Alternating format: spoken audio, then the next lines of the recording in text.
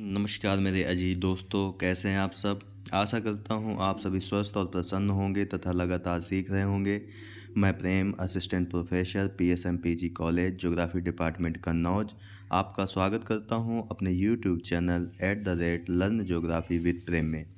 दोस्तों, इससे पहले वाले वीडियो में हमने बात की थी भूगोल में द्वैतवाद। द्वैतवाद का हमने अर्थ देखा था कि किसी भी विषय को दो मुख्य शाखाओं में बांटना ही उसका द्वैतवाद कहलाता है। साथ ही साथ हमने देखा था कि भूगोल में कितने प्रकार के वाद चलते हैं, जिसमें हमने देखा था भौतिक भूगोल एवं मानव भूगोल, क्रमबद्ध भूगोल एवं प्रादेशिक भूगोल, सैद्धांतिक भूगोल एवं व्यवहारिक भूगोल आदि की बात हमने की थी। ठीक है दोस्तों, जिसमें हमने पहले वाद की बात की थी भौतिक भूगोल और मानव भूगोल के बारे में। हमने देखा था कि कई विद्वान ऐसे थे जो भौतिक भूगोल के पक्ष में थे, तो कुछ विद्वान मानते थे कि भूगोल मानव भूगोल का अध्ययन है। ठीक है दोस्तों, तो उनमें आपको याद रखना है कि किसने भौतिक भूगोल में काम किया है और किसने मानव भूगोल में काम किया है। आज हम बात करते हैं आपसे दूसरे यानी कि क्रमबद्ध और प्रादेशिक भूगोल में द्वैतवाद से। इस वीडियो का जो लिंक है या पीडीएफ है जो, और पिछले वीडियो का जो पीडीएफ है, आपको इस वीडियो के डिस्क्रिप्शन बॉक्स में उसका लिंक दे दिया जाएगा, जहां से आप डाउनलोड करके आराम से पढ़ सकते हैं। तो चलिए शुरू करते हैं आज का लेक्चर, जिसका नाम है क्रमबद्ध एवं प्रादेशिक भूगोल में द्वैतवाद। ठीक है, चलिए शुरू करते हैं। भूगोल में भूतल पर पाए जाने वाले विभिन्न परिवेशों, परिवेश का मतलब आवास, तथा मनुष्य के मध्य अंतः क्रियाओं का अध्ययन किया जाता है। ठीक है, यानी कहने का मतलब है कि एक तरफ मानव और एक तरफ उसका पारिस्थितिक तंत्र के मध्य किस प्रकार की क्रिया प्रतिक्रिया हो रही है, उसी अंतर संबंधों का अध्ययन किया जाता है। ठीक है, इस अध्ययन के लिए भूगोलवेत्ता विभिन्न विधि तंत्रों एवं उपकरणों का प्रयोग करता है। प्रकृति एवं मानव के क्रियाकलापों की विवेचना परस्पर अंतर संबंधित होने के उपरांत भी अनेक अर्थों में भिन्न रूप में होती है। ठीक है, भूगोल में विद्यमान प्रकरणात्मक यानी कि टॉपिक विभाजन एक प्रकार से भौगोलिक विषय वस्तु के अध्ययन के उपागम है।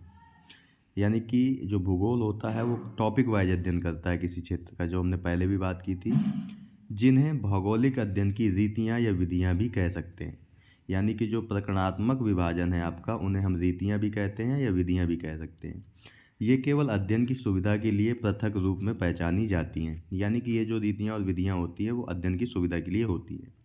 शास्त्रीय क्रमबद्ध प्रादेशिक भूगोल के मध्य यह द्वैतवाद नवीन न होकर प्राचीन काल से चला आ रहा है। ठीक है, यानी कि जो क्रमबद्ध और प्रादेशिक भूगोल का विभाजन है वो आज से नहीं है, प्राचीन काल से ही रहा है। ठीक है, प्रारंभिक युग में यूनानी और रोमन भूगोलवेत्ताओं, यूनानी हमने बताया आपको ग्रीक, जहाँ के आपके अरस्तु और प्लेटो वगैरह थे। ठीक है, रोमन इटली की राजधानी इटली की राजधानी रोम है, तो उसी से संबंधित आपका रोमन भूगोलवेत्ता भी इसमें विश्वास रखते हैं। हम आगे आने वाले वीडियो में यूनानी भूगोलवेत्ताओं और रोमन भूगोलवेत्ताओं पर भी बात करेंगे कि इन्होंने क्या क्या काम किए हैं और कौन कौन से भूगोलवेत्ता इसमें शामिल होते हैं, क्योंकि यहाँ से आपके क्वेश्चन भी बनते हैं। 19वीं शताब्दी के उत्तरार्ध में जब प्राकृतिक भूगोल तथा मानव भूगोल का विभाजन हुआ, तभी आगे चलकर भूगोलवेत्ता इस बात पर एकमत हुए कि भूगोल में तत्वों एवं क्षेत्रों का अध्ययन समान रूप से होना चाहिए। ठीक है, समान रूप से होना चाहिए। आगे देखते हैं। इस नवीन विचारधारा में तत्व कौन कौन से हैं, जैसे स्थिति, जलवायु, वनस्पति आदि, तथा क्षेत्रों के अंतर्गत जैसे हिमालय प्रदेश, प्रेरी प्रदेश, थार का रेगिस्तान आदि के अध्ययन को समान रूप से महत्व प्रदान किया गया। वारेनियस के अनुसार, वारेनिस महोदय व्याख्या करते हैं कि प्रादेशिक और व्यवस्थित भूगोल, ठीक है, यानी प्रादेशिक और क्रमबद्ध भूगोल में आधारभूत अंतर बताने वाला प्रथम भूगोल शास्त्री वारेनियस था। यानी कि हमने आपको बताया था कि द्वैतवाद की नींव किसने डाली थी, तो वारेनियस ने ही डाली थी, इसलिए द्वैतवाद का पिता भी वारेनियस को कहा जाता है। और हमने पुस्तक भी बताई थी जियोग्राफिया जनरल्स यानी सामान्य भूगोल में, उन्होंने ये बात कही थी। उसने कहा कि भूगोल एक शाखा क्रमबद्ध भूगोल है, यानी कि भूगोल की एक शाखा क्रमबद्ध भूगोल है। इसके प्राकृतिक भौतिक नियम, यानी कि जो भौतिक भूगोल है उसके नियम का अध्ययन किया जाना चाहिए, जो क्रमबद्ध विधि से ही संबंधित है।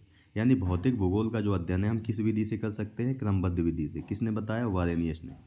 इसमें संपूर्ण विश्व को एक इकाई मानकर प्राकृतिक वातावरण का व्यवस्थित यानी क्रमबद्ध अध्ययन किया जाता है। यानी अगर आपसे कोई पूछे कि क्रमबद्ध विधि क्या है, तो इसमें संपूर्ण पृथ्वी को एक इकाई माना जाता है, फिर उसका प्राकृतिक वातावरण का व्यवस्थित क्रमबद्ध अध्ययन किया जाता है। भूगोल की दूसरी शाखा को उसने विशिष्ट या प्रादेशिक भूगोल का नाम दिया। पहली आपकी प्रादेशिक भूगोल या व्यवस्थित प्रादेशिक भूगोल और क्रमबद्ध भूगोल है, या हम इसे विशिष्ट या व्यवस्थित भूगोल भी कहते हैं। भूगोल बताया जिसमें मुख्य क्षेत्रों प्रदेशों का अध्ययन होना चाहिए। इन विशिष्ट क्षेत्रों के अध्ययन में से हमें सामान्य भूगोल के नियमों का सार्थकता देखना चाहिए। ठीक है, यानी एक क्रमबद्ध भूगोल को आप ऐसे समझ सकते हो या क्रमबद्ध विधि को कि संपूर्ण पृथ्वी को एक इकाई मानकर एक एक प्रकरण का अध्ययन किया जाता है। यानी कि स्थिति क्या है, उसका विस्तार क्या है, उच्चावच क्या है, वनस्पति क्या है, जलवायु क्या है, मिट्टी क्या है, अधिवास क्या है, जनसंख्या क्या है, उद्योग क्या है, परिवहन क्या है, ये आपका क्रमबद्ध विधि होता है। ठीक है, लेकिन वही प्रादेशिक विधि में क्या होता है? पूरे विश्व को अलग अलग प्रदेशों में बांट दिया जाता है। जैसे आपका हिमालय प्रदेश, थार प्रदेश, प्रेरी प्रदेश, उष्णकटिबंधीय प्रदेश, विषुवत-रेखीय प्रदेश, इतना प्रदेशों का विभाजन करने के बाद फिर से इन्हीं प्रकरणों का अलग अलग अध्ययन किया जाता है एक साथ किसी प्रदेश में। ठीक है, तो अब आप समझ गए होंगे कि प्रादेशिक क्या होता है और क्रमबद्ध क्या होता है। हम्बोल्ट भी कुछ व्याख्या करते हैं। बाद में हम्बोल्ट ने सामान्य भूगोल को व्यवस्थित भूगोल और विशिष्ट भूगोल को प्रादेशिक भूगोल बताया। तो ये भी आप पूछा जा सकता है कि सामान्य भूगोल और को व्यवस्थित भूगोल और विशिष्ट भूगोल को प्रादेशिक भूगोल किसने कहा है? तो हम्बोल्ट महोदय ने। हम्बोल्ट ने भिन्न भिन्न क्षेत्रों में प्राकृतिक नियमों का अध्ययन किया था। उसने वनस्पति, चट्टानी संरचना, ज्वालामुखी, पर्वतीय आकृति, पठार, समुद्री जलधारा आदि का भिन्न भिन्न क्षेत्रों में अध्ययन कर व्यवस्थित भूगोल संबंधी कुछ नियम बनाए थे। अतः उसकी यह धारणा रही कि क्षेत्रीय अध्ययनों की तुलना करने पर ही सामान्य प्राकृतिक नियमों को बनाया जा सकता है। यानी कि जब हम अलग अलग क्षेत्रों का अध्ययन करेंगे तभी हम कुछ नियमों को बता सकते हैं। इसलिए क्षेत्रीय अध्ययन व्यवस्थित भूगोल में सहायक होता है। परंतु हम्बोल्ट की धारणा नहीं थी कि ये दोनों पृथक भूगोल हैं। वह तो केवल क्षेत्रीय अध्ययनों की विधि से सामान्यीकरण करना चाहता था। यानी उन्होंने क्रमबद्ध और प्रादेशिक भूगोल में कोई अंतर नहीं बताया, बल्कि एक दूसरे को पूरक बताया। ठीक है, आगे देखते हैं। उसका पूर्ण रूपेण भौगोलिक अध्ययनों में विश्वास था। उसने अपनी पुस्तक कॉसमॉस दोस्तों यहाँ आपको याद रखना है कि जो हम्बोल्ट महोदय थे उनकी पुस्तक का नाम क्या है? कॉसमॉस। ठीक है, जबकि जो कार्ल रिटर हैं उनकी पुस्तक का नाम है अर्धकुंडे। तो ये भी आप पूछी जाती हैं आपसे पुस्तकें, तो ये भी आप अलग अलग याद रखोगे। ठीक है तो अपनी पुस्तक कॉसमॉस की भूमिका में स्पष्ट रूप से विज्ञान में सामान्यीकरण के महत्व पर बल दिया है। इसके बाद रिटर महोदय, सभी भौतिक विज्ञानों का मुख्य उद्देश्य अनेकता में एकता यानी कि यूनिटी इन डाइवर्सिटी की पहचान करना है। ये दोस्तों आपसे पूछा जाता है कि अनेकता में एकता किसने दिया है? तो कार्ल रिटर महोदय ने। बाह्य दर्शन के आवरण के नीचे प्रकृति के सार को समझना इस परिचयात्मक अध्याय का उद्देश्य बताना है कि किस प्रकार भौतिक विज्ञान को एक उन्नत लक्ष्य जिसके द्वारा सभी तत्वों और ऊर्जा का एक इकाई के रूप में दिग्दर्शन कराया जा सकता है। हम्बोल्ट का ही समकालीन कार्ल रिटर था जो कि एक उद्देश्यवादी था। दोस्तों ये भी पूछा जाता है आपसे कि निम्नलिखित में से कौन उद्देश्यवादी भूगोलवेत्ता थे? तो वो कौन थे? कार्ल रिटर थे, जबकि हम्बोल्ट नहीं थे। ये भी आपको याद रखना है। जिसने प्राकृतिक तथ्यों की संपूर्णता को अंशों में निहित योजना में समझने पर बल दिया था। उसने भूगोल को जो कार्ल रिटर थे उसने भूगोल की विवेकी सिद्धांतों अथवा पूर्णतः सिद्धांत के निगमन आधारित की अपेक्षा अनुभाविक विज्ञान को माना है। ठीक है, यानी कि उन्होंने निगमन विधि को फोकस नहीं किया था, आगमन विधि या अनुभाविक विधि पर फोकस किया था, जबकि निगमन विधि किसने माना था? हम्बोल्ट ने माना था।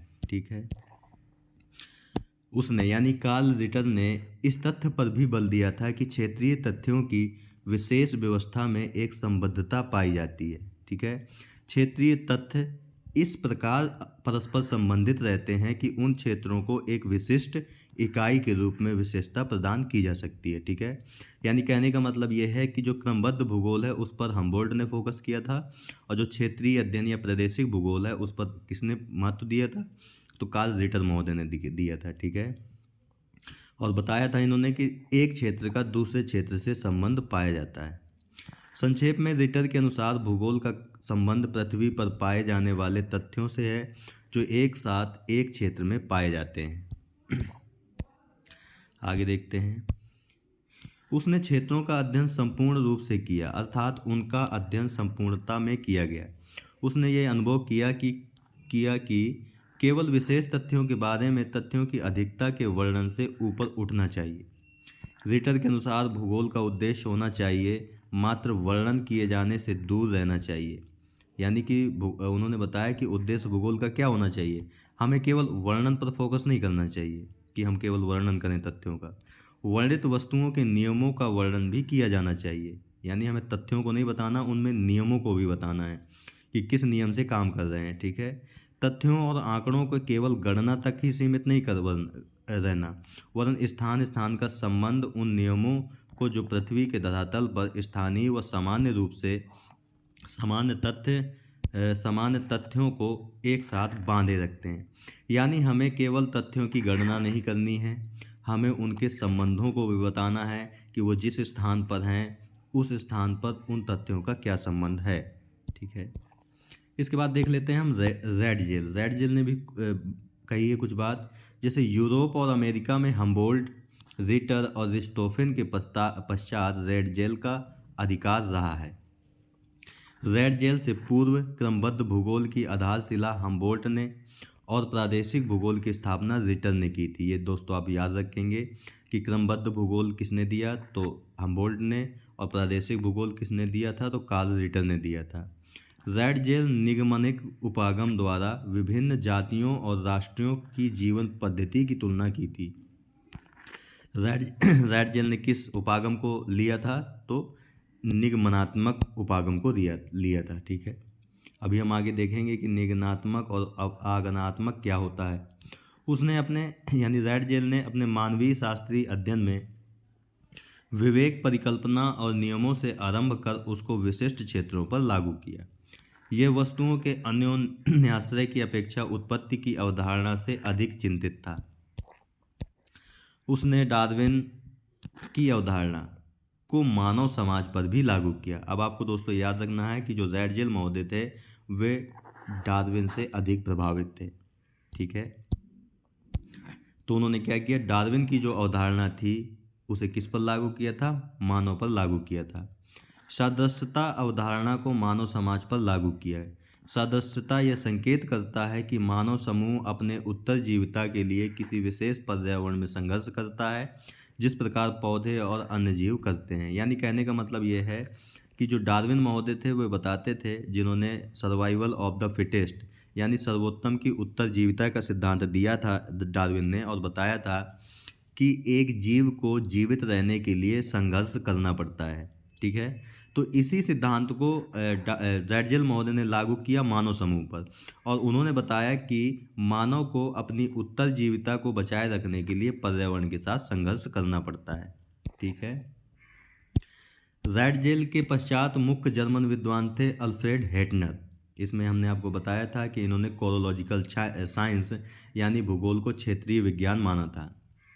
हेटनर ने भूगोल को एक स्थलीय अथवा सामान्य विज्ञान के स्थान पर विशिष्ट भावमूलक अथवा प्रादेशिक अध्ययन माना। उसके विचार से भूगोल का विशिष्ट विषय पृथ्वी के विभिन्न क्षेत्रों जो एक दूसरे से भिन्नता रखते हैं का विज्ञान है। उसने मनुष्य को किसी क्षेत्र की प्रकृति का अंग माना है।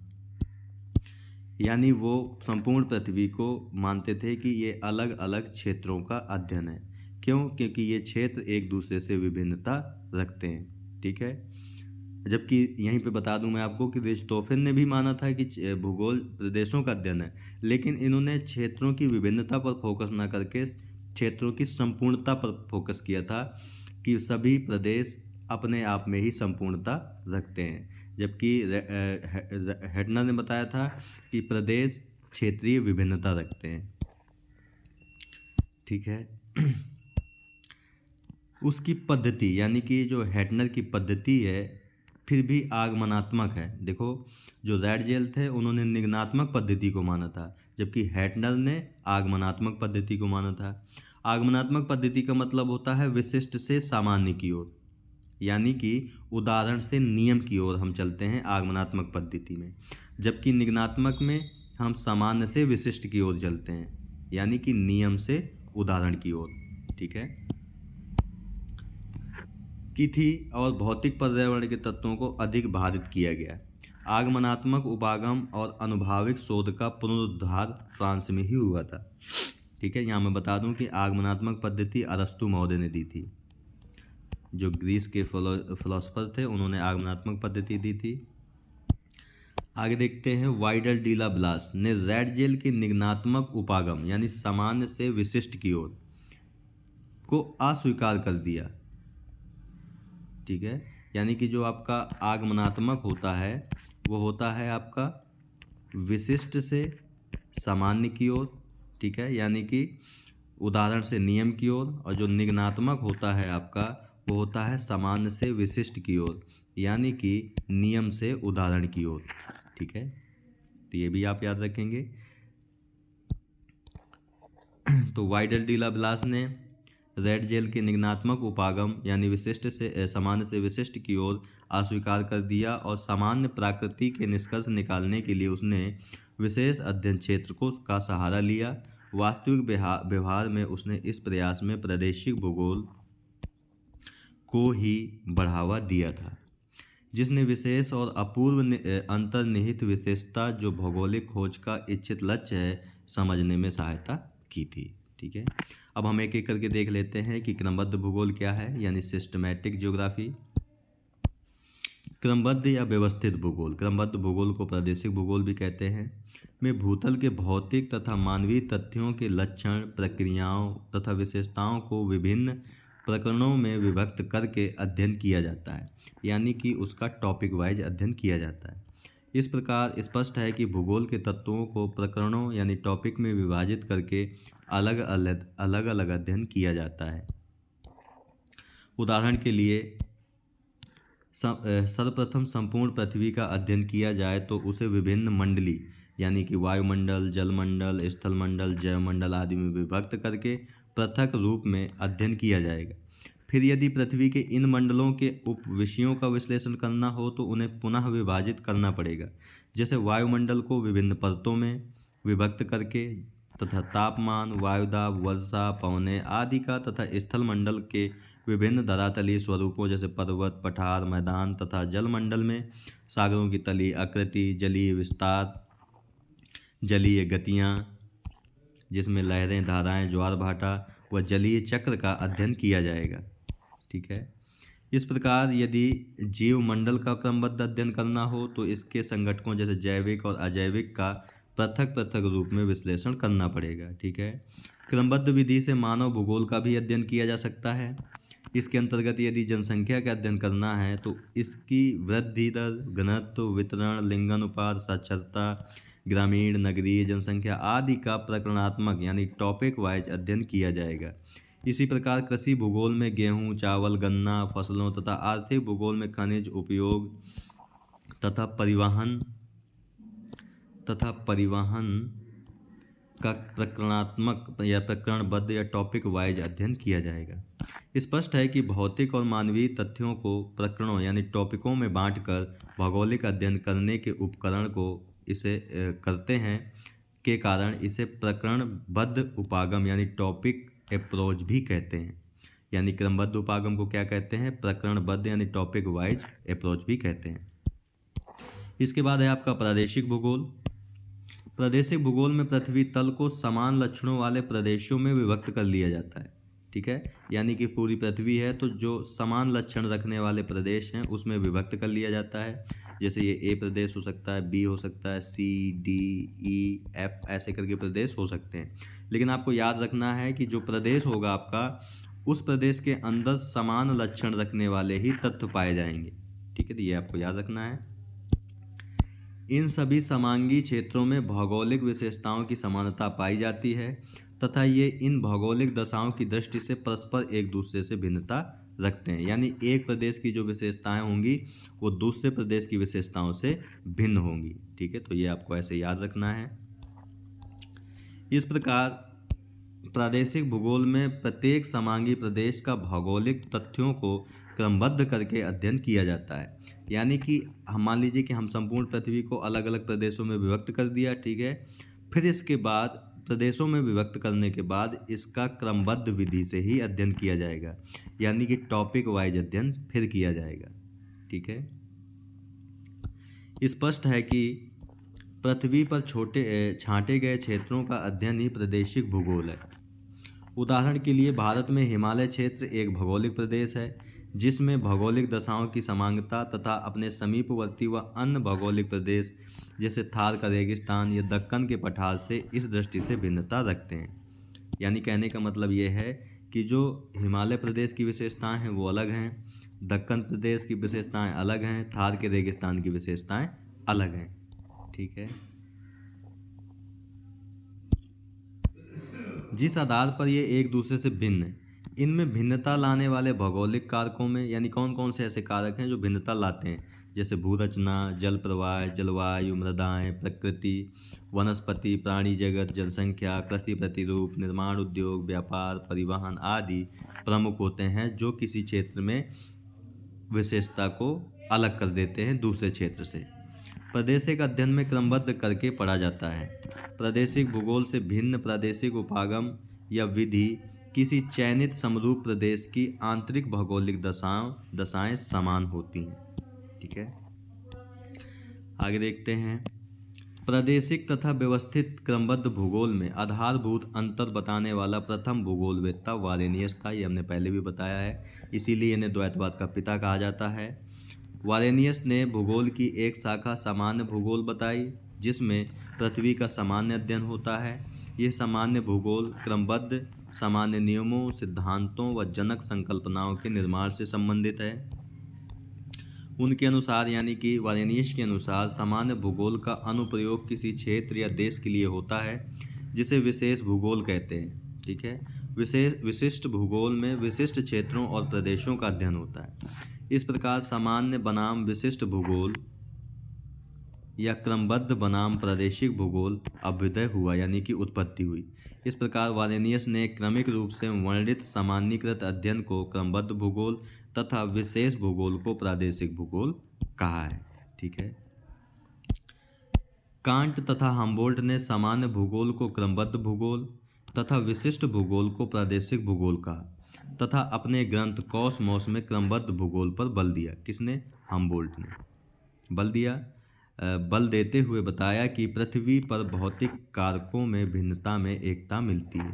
ठीक है, ये हम्बोल्ट ने बताया था। हम्बोल्ट ने बताया कि क्षेत्रीय अध्ययनों की तुलना करने पर ही सामान्य प्राकृतिक नियमों को बनाया जा सकता है, इसलिए क्षेत्रीय अध्ययन क्रमबद्ध भूगोल में सहायक होते हैं।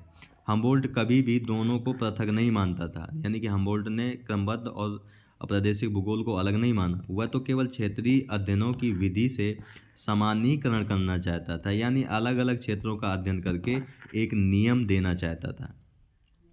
अतः वह पूर्ण रूपेण भौगोलिक अध्ययनों में विश्वास रखता था। कौन? हम्बोल्ट महोदय। इसके बाद रैडजेल ने प्रादेशिक अध्ययन में निगमनात्मक विधि अपनाई, ये हमने पहले भी देखा था। हैटनर ने भूगोल की परिभाषित करते हुए सामान्य भूगोल की जगह कल्याणकारी भूगोल बताया। किसने? हैटनर ने। फ्रांस में ब्लास ने प्रादेशिक अध्ययन पर बल दिया। ब्लास ने प्रादेशिक अध्ययन के लिए एक विशिष्ट इकाई चुना जिसे उन्होंने पेज कहा।